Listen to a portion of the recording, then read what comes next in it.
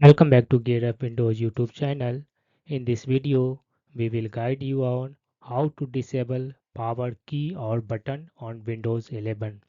In case you want to turn off or disable physical power key or your Windows 11 PC, then click on this one start button and type here control panel.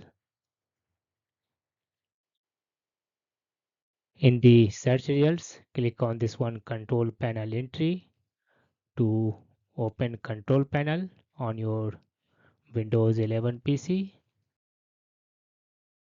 Once control panel opens, you need to set view by to this one category and then click on this one hardware and sound category.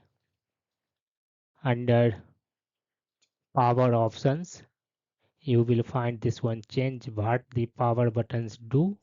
Click on this one option.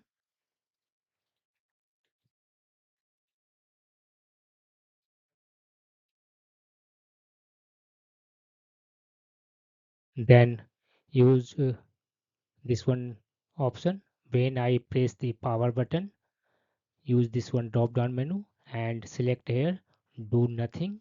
That means when you will press the power button or power key on your keyboard, it will do nothing. Your PC will not shut down, restart, or whatever sleep. It will not go in sleep mode also.